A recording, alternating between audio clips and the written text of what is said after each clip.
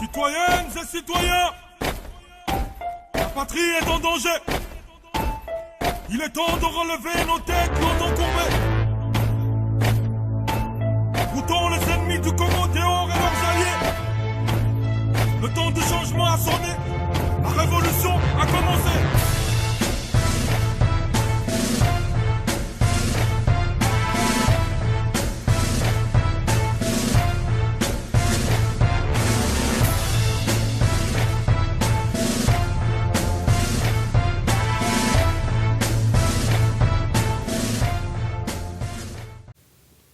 Bonjour JBK Musique. Bonjour Guilain, info dernière. Merci beaucoup Nandingu au recevoir na bureau nao. Cette fois-ci, to recevoir nous venons à la recherche, il y a information. Aujourd'hui, information Isali plus limogeage, il y a M. Bruno Mavon qui fut votre premier secrétaire général de l'IDPS. Tokuto na bureau nayo, tu nous as fait visiter l'installation, il y a faire nayo.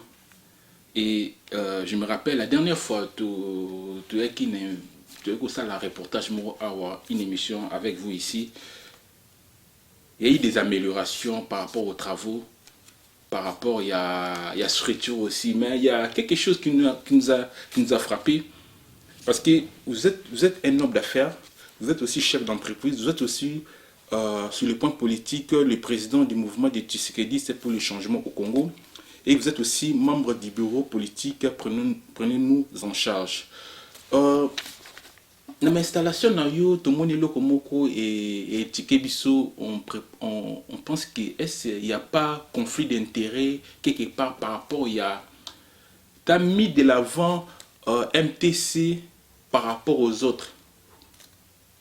Tout comme par rapport à prenez-nous en charge. Parce que tu as réservé un bureau, un cadre pour Nakoyamba, l'activité il y a MTC et non l'activité il y a prenez-nous en charge. Est-ce un conflit d'intérêt par rapport à la prise de position dans le mouvement de Tshisekedi pour le changement au Congo? D'accord, merci Guilain. Au Bandaranga, Guilain.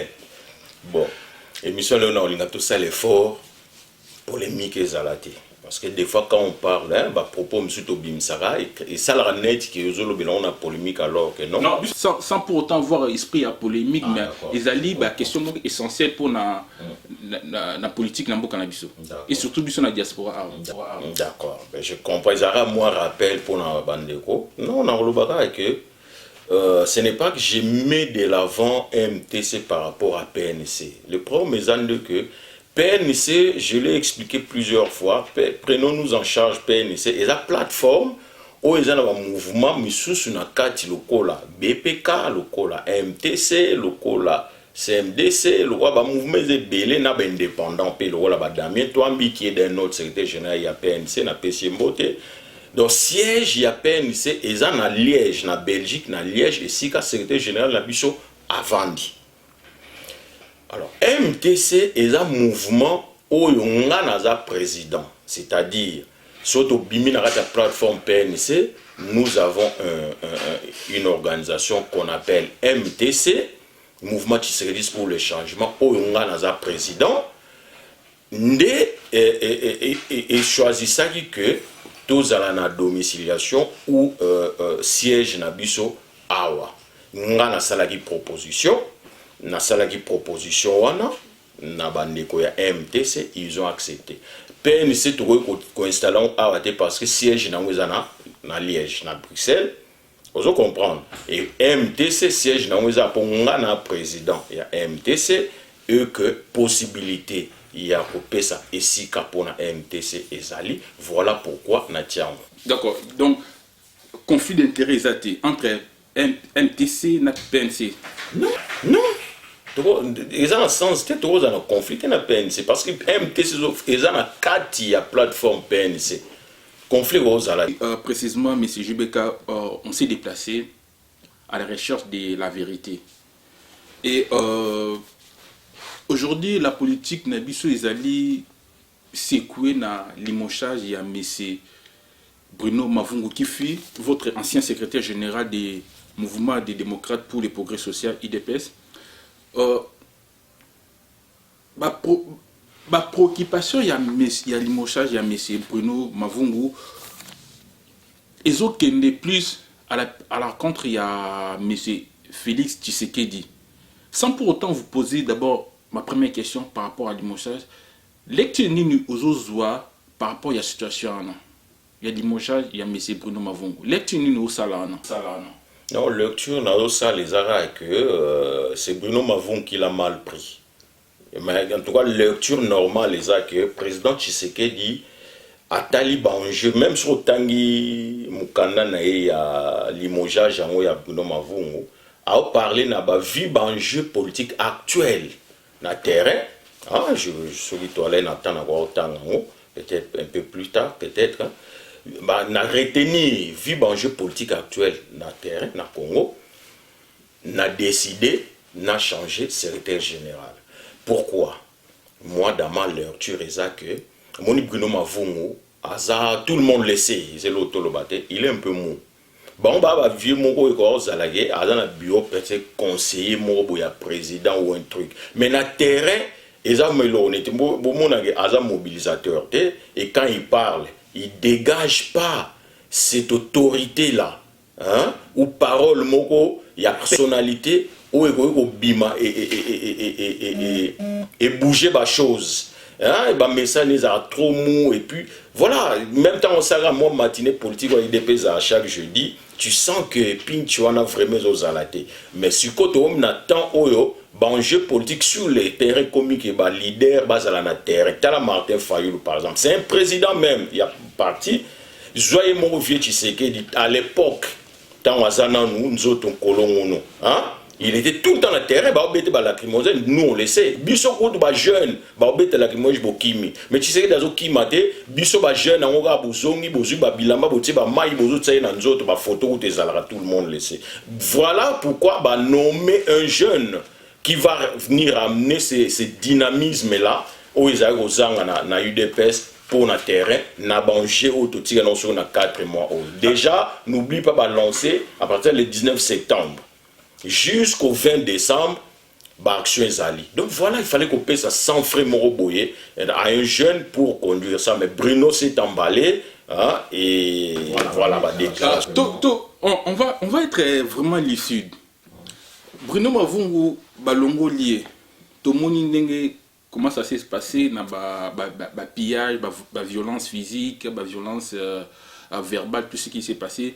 En 2012, vous allez vous souvenir, M. Chabani, il a été aussi viré, pas même viré, chassé même. Parce que pour Bruno Mavungu, il n'a pas été viré, il a été chassé. M. Chabani, en 2012, il a été aussi chassé parce que, soi-disant, à Ibaki, $300,000. Oh, jusque-là, preuve morale, pas de condamnation au niveau de la justice, au moment où, jusqu'à ce qu'il interdisait qu'il a quitté le territoire national congolais à l'encontre par rapport à l'IDPS. Mais c'est mon le cas. Également, il a été chassé de l'IDPS. Je pèse bien mes mots, hein, mais c'est mon le cas. Il a été chassé de l'IDPS. Parlons de Belchika, parlons de Puila, de Kalonzo, tous ces mondes-là, basant dans le discours moko, qu'ils ont été chassés. Pas remplacés, mais chassés.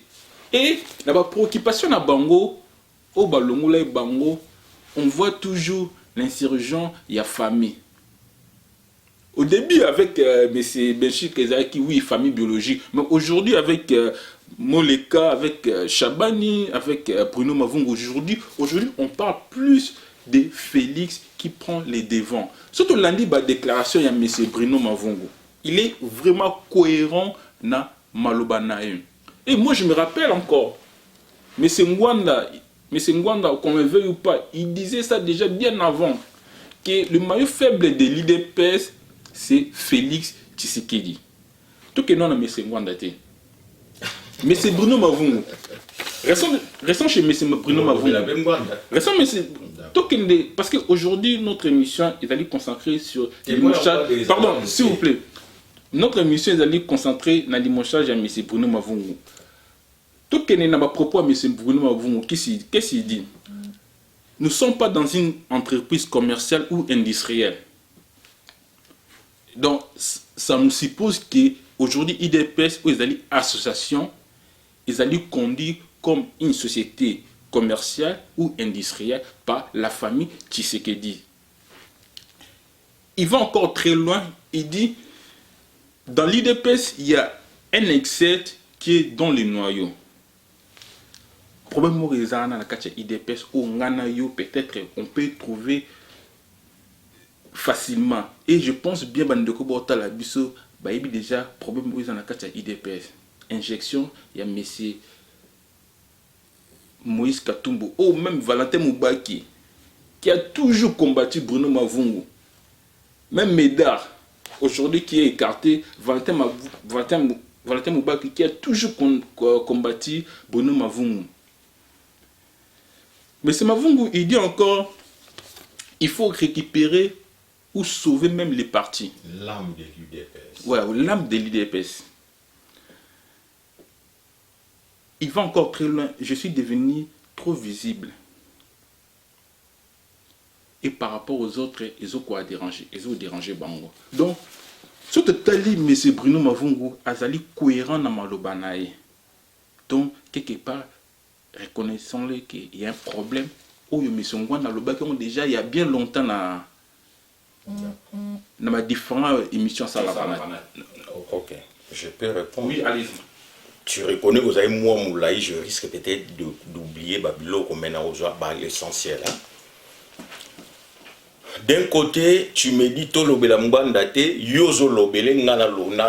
non, quand tu cites les noms. C'est une référence dans Ngwanda parce que M. Ngwanda, il a dit ça il y a 2 ans. Il y a 2 ans déjà.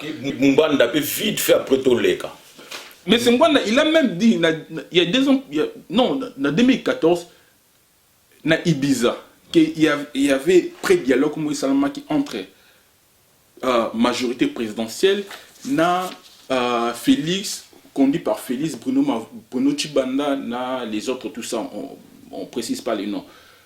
Et Félix, il avait démenti ça. Après, il a reconnu ça, oui, effectivement, il y a eu des pourparlers en Italie, il y a eu des pourparlers en Monaco. Alors qu'avant, quand M. Ngwanda il avait dit ça, M. Félix, il avait démenti cela.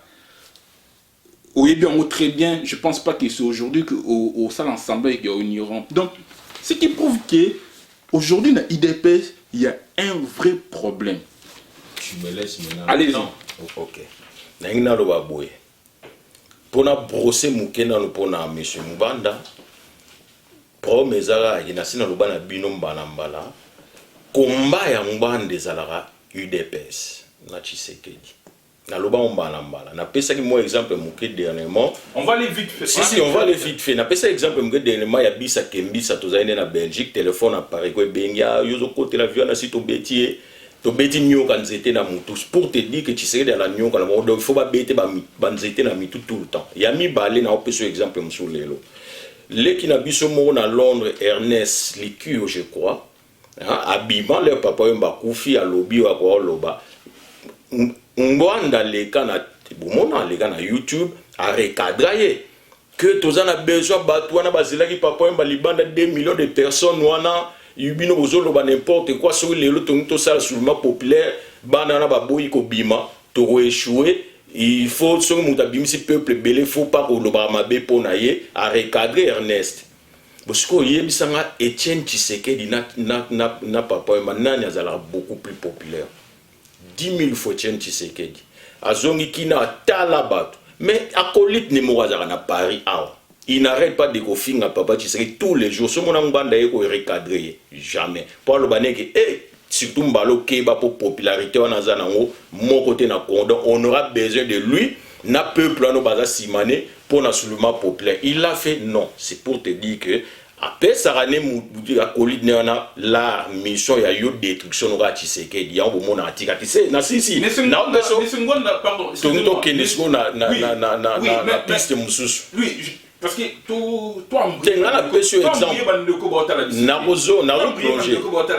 moi je veux dire une chose, mais c'est Ngwanda, il a jamais condamné M. Tshisekedi, mais c'est Ngwanda, il a toujours condamné infiltrer Oyo, déstabiliser IDPS. Alors aujourd'hui, oui, tu as dit importance nini IDPS aza nango namboka na biso Congo. IDPS ezali patrimoine de bino bolobaka. Même si les autres ne reconnaissent pas, même moi aussi je peux pas les reconnaître aussi eza droit nanga. Mais c'est Ngwanda, son problème ezali les malfaiteurs. Parce que dans la matinée politique, on commence même à vous appeler Bamibi Bandoki. Mais c'est Ngwanda, son problème c'est M. Félix Tshisekedi, il est facilement corruptible. C'est lui le maillot fort. Il y a un Bruno Mavungu, même Bruno Mavungu, Azo s'attaquer na M. Tshisekedi, il s'attaque na famille biologique au Balia Kambonga. Il y a corruption na Félix. Allez-y. D'accord. Na chité kota Mbanda. Oui. Mais Kolobage Ataga Tshisekedi, c'est faux. Je peux te sortir 10 millions de vidéos na YouTube Azo Take Tshisekedi. Dernièrement même na YouTube c'est comme moko fort phrase M Katiaki Azo Loba. Na lancé un message na Tshisekedi. Non, mais laisse-moi finir. Non, mais tous on a si ça peut m'banda. Na lancé un message na Tshisekedi, allo baliloba batuba bima, ti lelo bomoni a répondanga, mais par contre azao solane na ba Rwandais Cameroun na ba bonaboy. Allo funda Tshisekedi na peuple. Et je peux t'en sortir plusieurs de vidéos comme ça. Bref, Tshisekedi ne peut jamais aimer Tshisekedi dans sa vie. Ça je te le dis aujourd'hui. Parce qu'il y a Tshisekedi au pouvoir, il est exilé ou continuer. Libanda. Voilà pourquoi Akoui jamais qu'on aimé Tshisekedi. Deuxièmement, Bruno Mavungu au lobby que à lobby je suis trop visible, un truc comme ça. Voilà le problème. Le problème avec Bruno Mavungu c'est la gloire. Maintenant encore un moi de détail. Et la gloire. Au bien le Kabola Nzambe na Satan. La gloire. Yo qui na église, oui bien ou bien. Et le Kabola Nzambe na Satan la gloire. Satan azalaki nani bras droit ya Nzambe yekuta azalaki chef ya adoration so amonaka gloire esalaka Nzambe leur bango ba adorake leur bato ba adoraka Nzambe na mokili gloire wana Satan komi kotingama pe ye pe fazalaka grand prêtre ozolanda bien ndai kokota même na rébellion na Nzambe et si ekosenga ke Nzambe asala nini abwaka inase. Bruno Mavungu est trop visible. Je te dis, c'est vrai. Mais maintenant, gloire, la preuve. Ba otangi ba nani ba kenda ba Jacques Chabani, ba Moleka, ba nani tout. Est-ce que mon ba kenda na groupe abat? Non, ba limogé, Moleka on a kié, mo ba ki kotene IDPS qui basa et tout bon. Mais Mavungu qui n'a pas tout. Ça veut dire que mon gloire a comme aux on a visibilité on a comme et comme ça qui est payé par un grand prêtre. Si on fait ça, on face na Etienne Tshisekedi. Comme Félix Nazoya. Comme autant au lobby azo taqué Tshisekedi ma taqué Félix. Comment on a Tshisekedi et à qui l'on est na mon n'est pas bimé ça. Mais azo taqué Tshisekedi indirectement. Tu sais où tant azo lobake Félix tu problème ezan neti lombo. Maintenant, rassemblement pour y être déjà un rassemblement, un dynamique, un GC, un rien. Nanyo, Mavungu.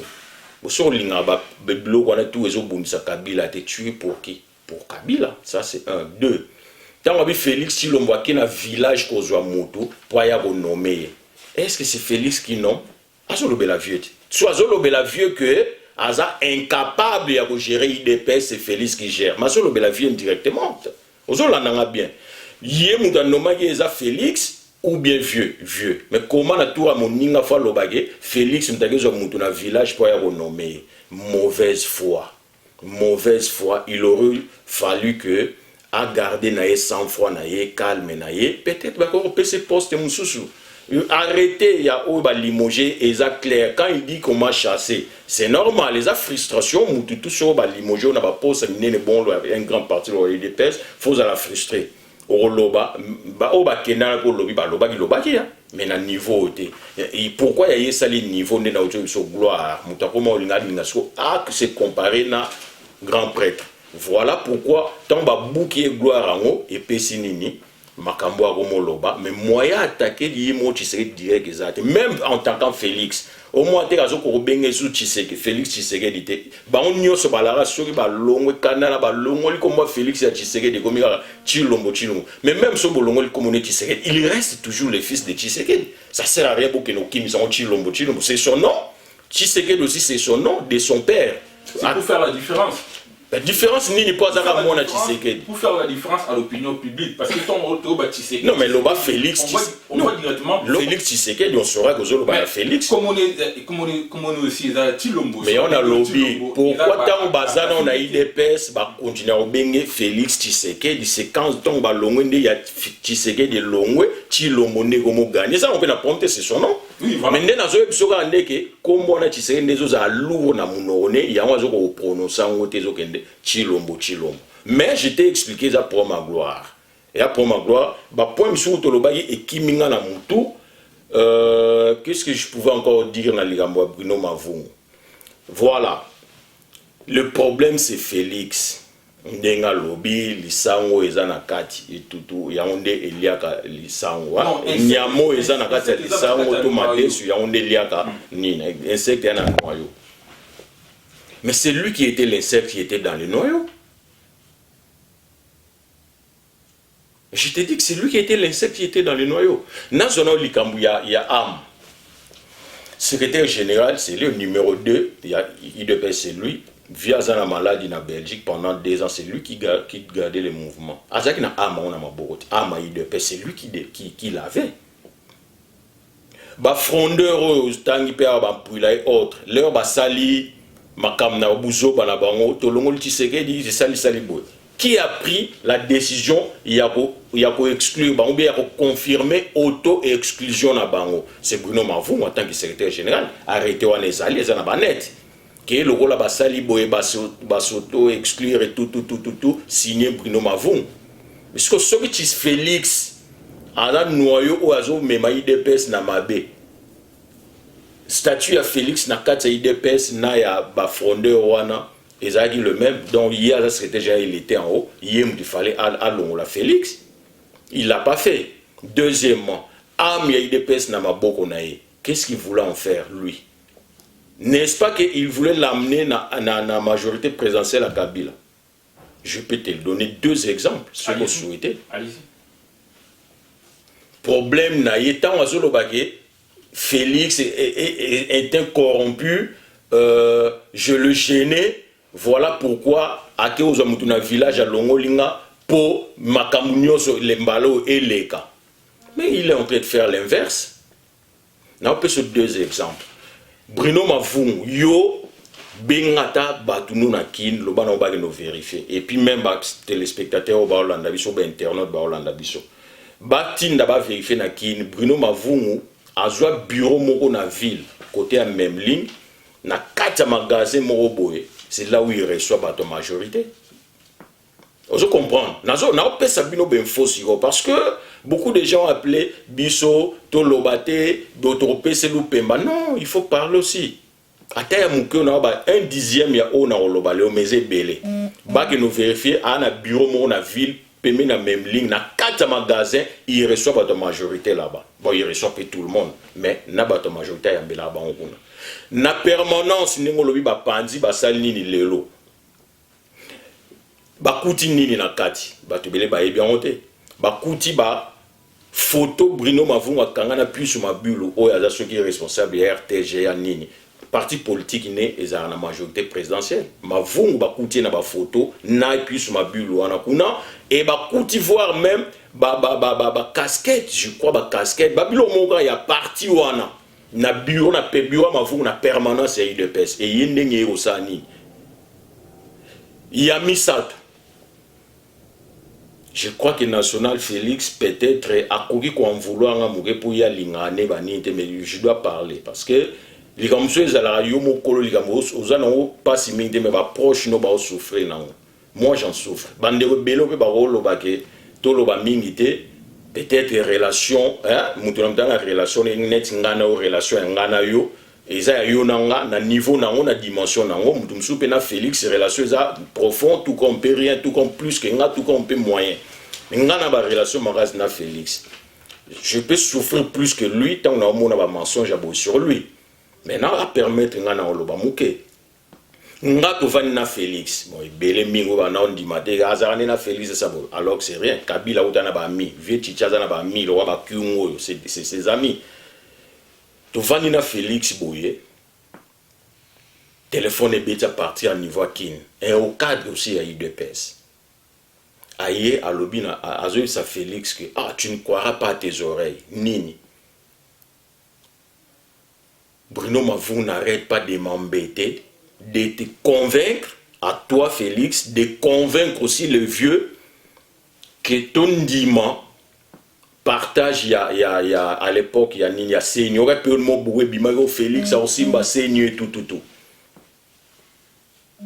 et aussi azolo bagé ton diman poste à premier ministre comme ça wana Kabila ça nous pouvons réorganiser les partis autrement c'est pour nous je suis en train de le dire devant les caméras qu'il me porte plainte même à Ngazara na fait ba condamner Félix na tant on a nyoso mais mavungu avant bien tant on va payer Félix mais c'est Félix qui a répondu dans le cadre va lui dire il commence à délirer il me voit moi trahir le pays déjà l'UDPS le pays et le père impossible, je ne le ferai pas, et puis qu'il fasse attention.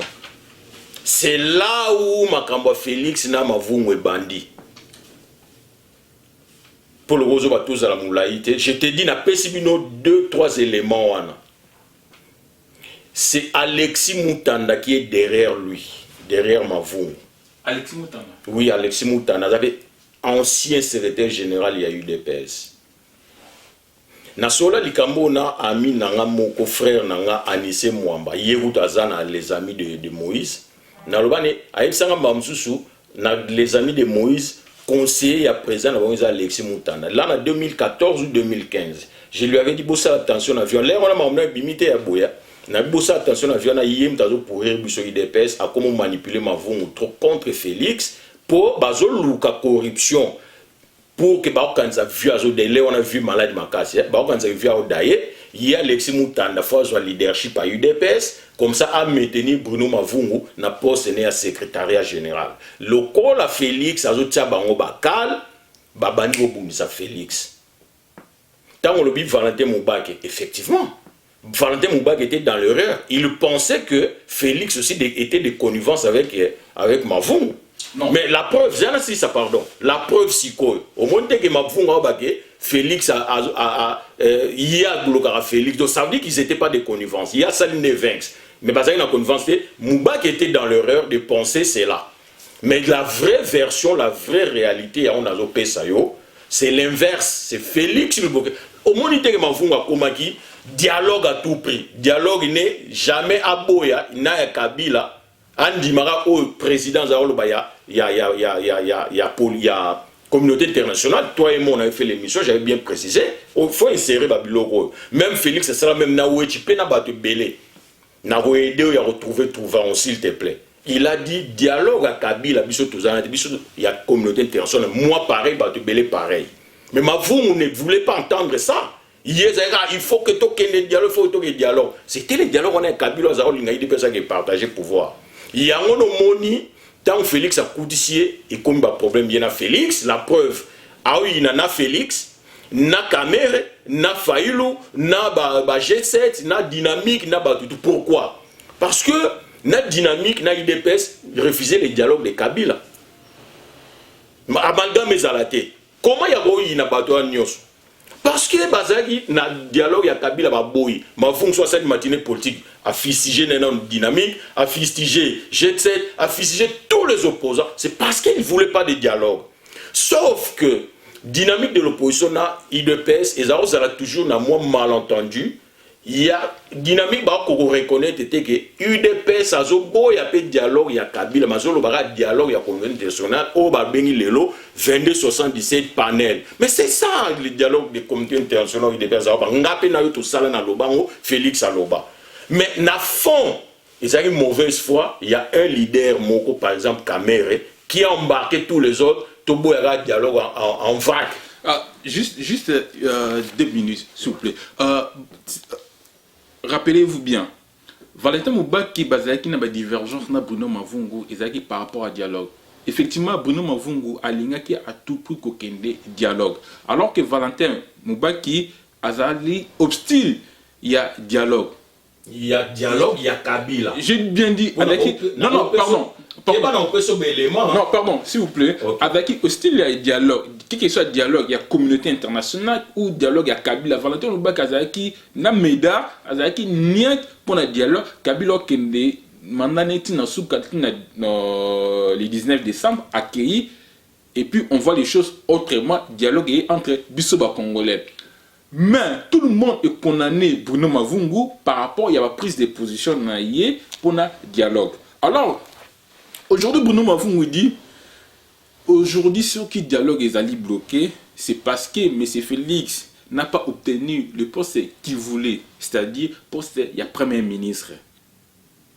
Mais c'est là, il y a un qui est contradictoire. Il y a tout à l'heure, propos cohérents. Mais c'est contradictoire. Non, c'est pas contradictoire. Parce que pourquoi je te dis pourquoi je dis c'est pas contradictoire? Parce que Bruno Mavungu il dit un 7 ans na kata noyau en 2014 alors que il y a eu des pré-dialogues et seulement qui na Italie, na Ibiza, na Venise et pour ceux qui na Monaco.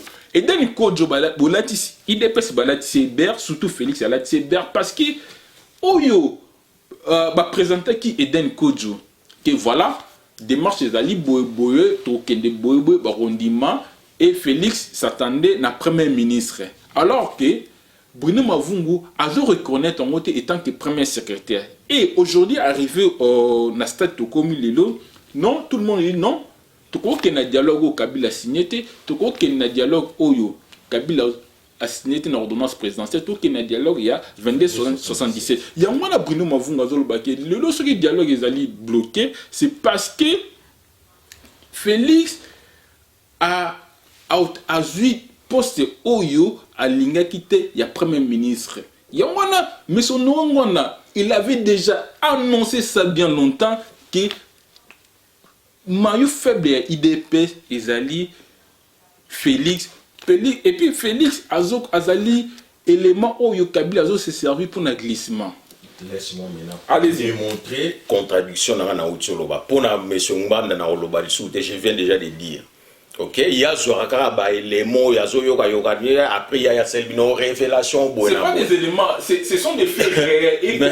Mais là, tu vas le réel. Félix Tshisekedi, il avait nié que voilà Tokenda qui venait, après il a reconnu oui Tokenda qui venait. Allez-y.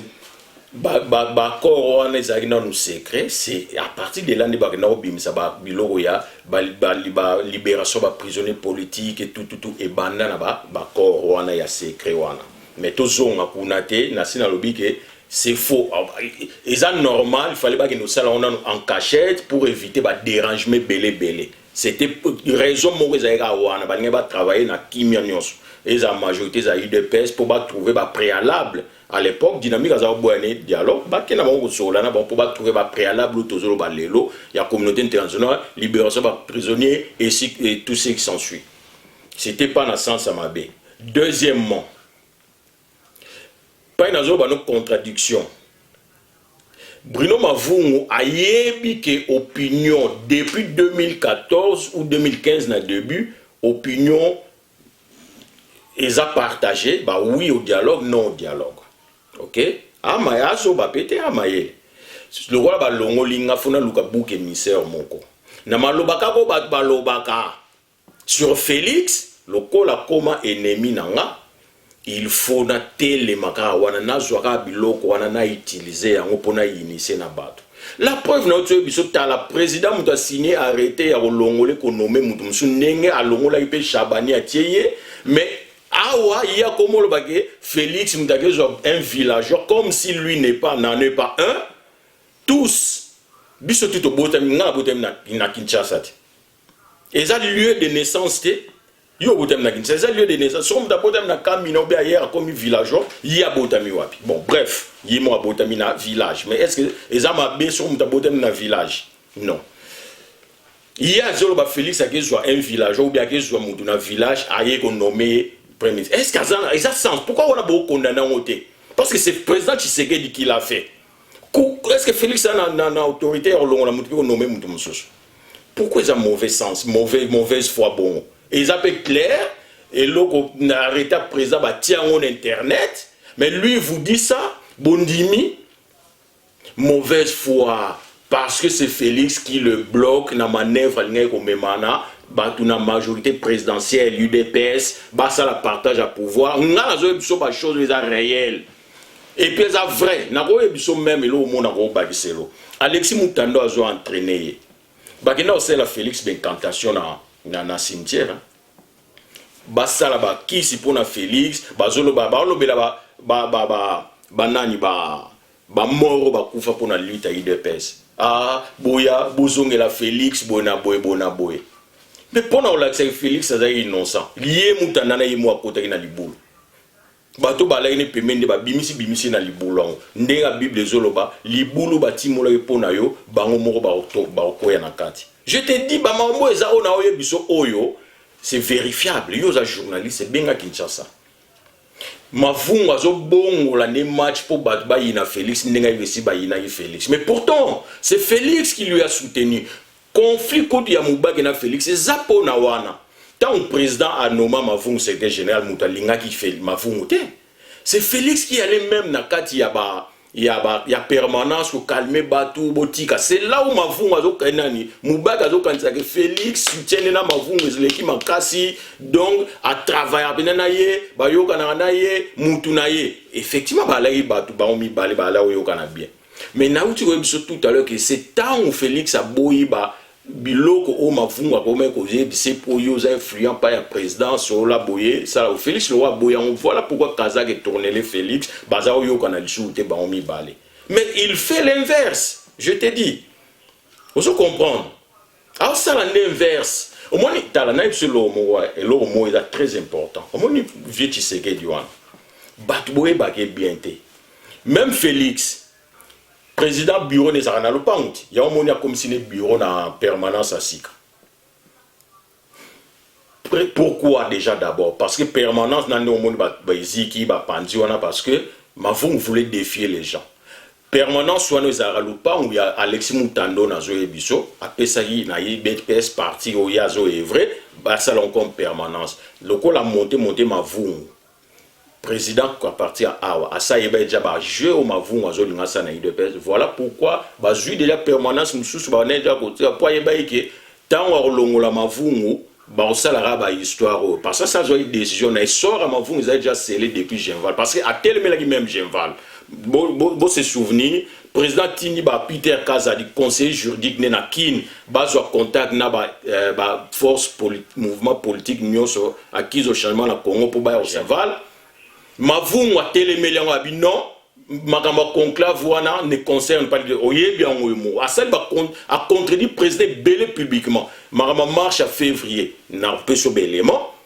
Marche le 16 février, non Nino, journée morte, ville morte. A télémélé en oye bien alors que le président Salagi communiqué que ba s'associer non il y a IDPS. Magamba le 19 20 21 yena mutune Joseph Kapika. Bangom de pesa IDPS mauvaise image ou IDPS n'est pas concerné dans ça oui bien marche il y a dynamique il y a le 26 mai président lobby que Batouba Kendango Mavungu a sali contradiction oui bien contradiction sur contradiction même Genval il y a lobby que président Marma conclave on est à l'IDPS d'ailleurs président Tini Moutouté a la consultation mais nous ce jour là que ça n'a défaveur Mavungu a linga qui même pas IDPS à sangana baninga. Félix a zoté les mélènes de Makambouana. Voilà pourquoi il y a Félix Babébana. Mais azo inversant. Pour qu'il n'ait pas analyse, il y a Mambo Naoye Sabino. Vous comprenez? Je te dis sincèrement, Dieu me voit. on dit ma bandimi, il n'y a pas de souci. Jésus-Christ, même l'air qui a obligé à tout le monde tes paroles. Même Zambé, mon Bible, à Zolobanin. Ma bezali malamouza, mais na conseillé binobola na madame. Conseil, na conseillé, mais na obligé de na conseiller. Je n'oblige pas quelqu'un d'accepter ou de croire ce que j'ai dit. Mais un jour, balobi, kosa, mais lobby. Vérité, oui. Vérité a têtu, hein. Oui, vérité a têtu. Vérité, en plus, vérité, on voit ce qui est bizarre et Zuba, elle est belée. Moi, parce que c'est Bruno Mavongo, il est vraiment lucide dans la déclaration. Quand il dit il y a l'insecte, il y a un noyau. Nous, on a compris ça autrement. L'insecte, c'est Moïse Katumbi. Aujourd'hui, est déstabilisé la dynamique de l'opposition. Tout le monde, guerre et bandit, et s'est déclenché entre INC et FONUS. Tout le monde, il y a déclaration, il y a Vital Kamere. Qu'est-ce que tu en penses? Bon, il est lucide dans ses propos. Et l'ingobate Moussoa est lucide, il y a un des autres, ils ont vérité. Et cohérent aussi. Non, mais naoute ou l'action déjà une incohérence nawa. Mais l'ingobate est lucide, une lucidité, on a des vérités. Tu peux être lucide dans tes mensonges. Satan y est liboso ya Ève. Sur Olembouma, au Sargo. Il était lucide. Lucidité néona et convaincre Ève. Yami Balé. Olobina il y a Vital Kamere. Ngasina Loba, Vital c'est un leader. Aolingara jamais leadership, il y a un autre leader, bien que naturellement il fallait Zelana nous mouquer via les Kayazwa calmement. Vous comprenez? La preuve, Kamera Outulobani lobby lobia. Nous sommes du rassemblement, il faut aller au dialogue. Nous devons aller au dialogue. Mais quand on a démontré que Kamera nous ne sommes pas du rassemblement, mais nous acceptons la résolution ya Genval. Vous avez que contradiction. Il y a mis ça tout. Lobby à Kamera lobby. Nous devons aller au dialogue parce qu'il n'y a que deux voies. Voie et violence, na voie et dialogue. Mais nous avons choisi la voie la plus facile possible qui est le dialogue. Mais à rejoindre Vieuté, depuis 2015, février 2015, feuille de route à Bimi, via celle-même, quelques sorties, le 27 juin 2015, dialogue et Aden Nabiso, ko solo les faiblesses, tokendo solo là. So qui est simbité ne tokenena, langage à combattant, je le répète. Ça veut dire quoi? Et ça va phrase au caméra lobité, un an et demi après, deux voix, langage à combattant, na dialogue, tu sais que dire. Mais to bandana on a dialogue sur les simbité tokena. Caméra vient de le dire hier. Mais azol landane kaka lokolo ya grand prêtre même nasi na lobana bino nambebo il dit mais na moté mazon dit mamoté pourquoi bah image ça je vais te donner ça ces images là na oya boya ki dialogue na oya comme dit malelo pe na ba langage kaka ya au vieux alobaki sikoyo loko la caméra komi kolinga dialogue et dans l'entretemps na uti ko ebiso que le vieux était déjà au courant il y avait un match oyo Mavung azobeta. Ok? Et puis Mavung nezana ayebine que c'est Félix qui l'a dévoilé par vieux. Il y a un moment en Félix. Je te dis. Parce que lui, il voulait passer à tout prix par Félix. Félix a beau yamba bembana et puis pour na yazo kwa ndenge via longoli ezara Félix mutalobi ba longolé. Mais au lieu loba ko bonga nazo kanisa Félix yazo lobage Félix a kezo na village pour remplacer nga. C'est pas Félix qui nomme ni les alliés de on va na repé ça yon autant de la ngoba. Voilà. Je rappelle, vous êtes président du mouvement des Tshisekidistes pour l'échange. Voilà. C'est un mouvement où il botami en diaspora, Pestozali, et on connaît comment ça fonctionne aujourd'hui. Mais c'est Jean-Marc Kaboum, il vient d'être nommé secrétaire général de l'IDPS. Nalinga qui na sigiro, soki okoki kota la caméra na biso et pour s'adresser na M. Jean-Marc Kaboum. wa Kaboun ou Azali nommé aujourd'hui secrétaire général il y a IDPS parce qu'on sait l'avenir nous dira autrement. Le passé nous dit quoi? Tout le monde est né na Chabani, tout le monde est né na Moleka, tout le monde est né na Beshika, tout le monde est né na Puila, tout le monde est né na Kalonzo et les autres. Amese Kaboun ou Kaboun, pourquoi le banini? Avant de lancer na Kaboun, il y a 2 secondes, il y a Oloba que. Et là, on a sur l'équipe, on a monsieur, nous sur tangi sur les salariés, bah des autres parce que nous les Congolais, nous voulons trop juger les autres, mais nous-mêmes non. Tous autres juger Kabila ligne alternance, mais nous-mêmes nous ne sommes pas prêts à accepter l'alternance. Et encore, mais il y a un holobat. Oui, bah tout autant il y a un bateau IDPS, il y a un holobat. Et encore qu'il y a Kabila pour des élections, il se maintient, à Yibia fraudé. Mais oh, il y a encore beaucoup plus flagrant. C'est là. Pardon, c'est là. Mais c'est un asile, ça n'a nous. C'est là, Nassil, ça n'a nous. Nassil, ça au bout, ça n'a. Mais allez-y. N'a qui m'a questionné. Oh, il y a beaucoup plus flagrant parce que, bah, nommé Bino. Mais mouton, on peut avoir nommé Bino. Il y a mouton, longo la Bino. Mais Bolingo Kendete, vous créez des histoires. Parce que vous connaissez Kabila en quoi? Entre guillemets, depuis 2013, M. Tshisekedi devait convoquer le congrès à ça là en côté. Entre guillemets. Tu as apprendre depuis 2013 et depuis 2015, en décembre 2015. Décembre 2015, il fallait congrès et Zala. 2013. Non, 2015, je te dis. Bon, allez-y. Ils auront 5 ans. Pour la facilité, ils auront 5 ans. Tu as facilité, ils auront 5 ans. Et ça mène à 2010. 5 ans, on a 2015. Maintenant, de 2015 jusqu'à décembre, et ça l'a mis pourquoi? Parce que 1 an, lui, il y a qui malade. 2, commission, où ils préparent, ils ont qui retard, vu danger politique, Oyo, et Zalina, na Congo. Mais là, si il y a un rapport, il y a que si les signations Bonakin, t'inquiète pas, au moins, on a congrès au Salam. Voilà.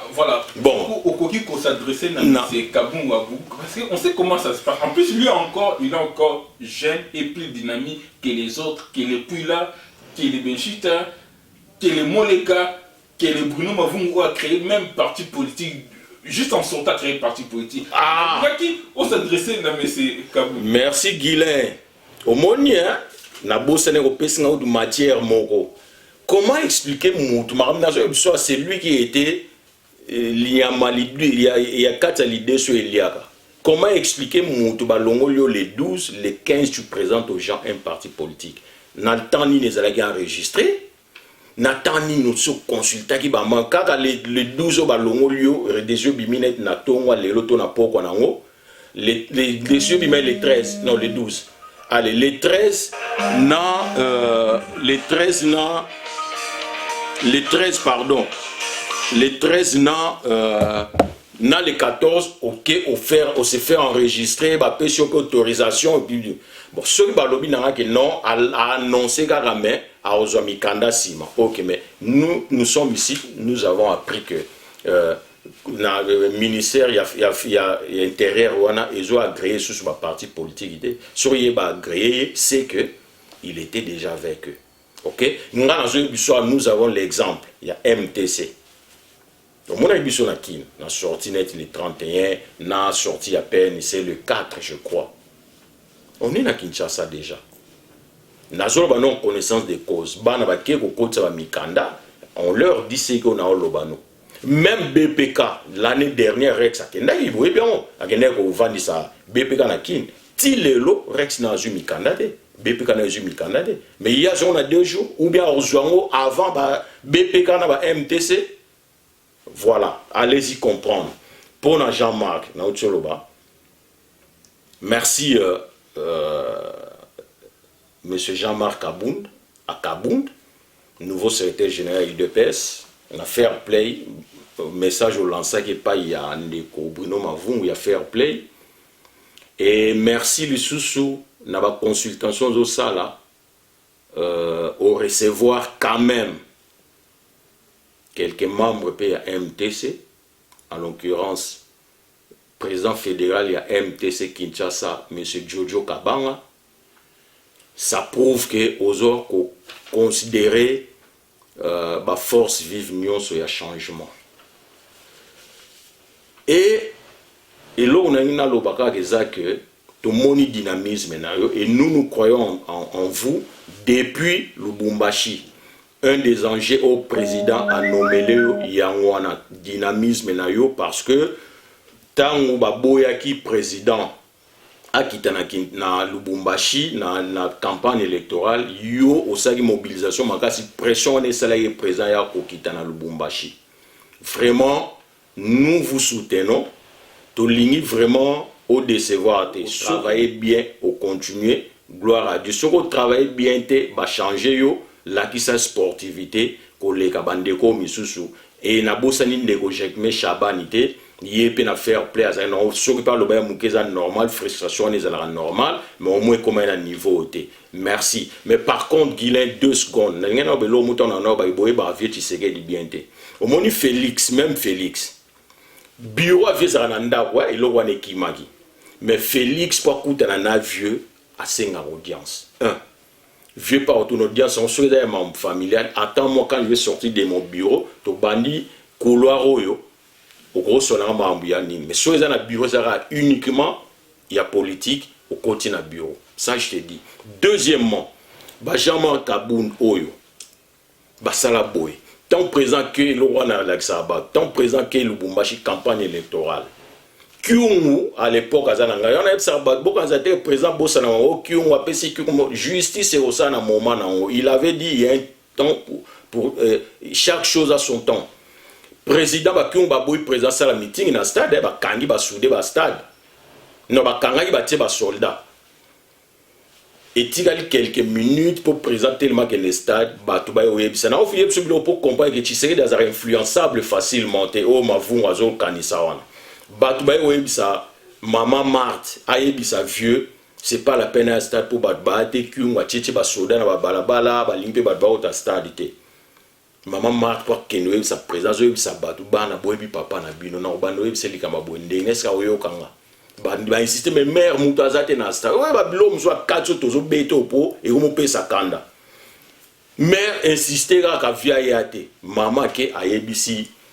Maman Badbao finga le loyo, c'est malheureux. Bolobi, après Bolobi, violence faite à la femme.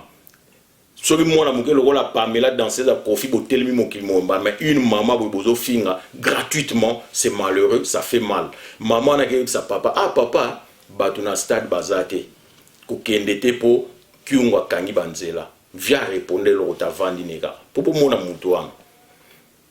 Ngongezo korabaye ba ebisi Félix ah yo pikino insiste Félix a bon boye mère route à lobby yo était bonga Félix a poussé n'a pas virer à pamba boye te pas no funda ka mutu nde ba bakanisaka ou bien sur influence moi il y a eu des pèses ma vous on peut sur image ma vous et moi autres taki ba dynamique oh tu sais que là ba désolé à dialogue beaucoup monde diaboliser famille naie bona boy non c'est lui-même qui prend cette décision ma vous on peut ça yo en tia ngalo ba n'importe quoi te lelo yemo pas comme télé mais la famille on va ça ko défendre c'est malheureux et on pas dans sur incohérence vieux Félix ça sali fort et web c'est papa ba lobby boy viens répondre l'autre batala ya mon via tali montre né tango ngane koga ya hotel makende via télé mi boy langa veste ya lati maman tu n'es pas pour que à lobby je vais au stade maman lobby papa ba te 4-3 personnes mon batel mi liboso à stade à tout niveau maman lobby et ces 3 personnes là ne sont pas des électeurs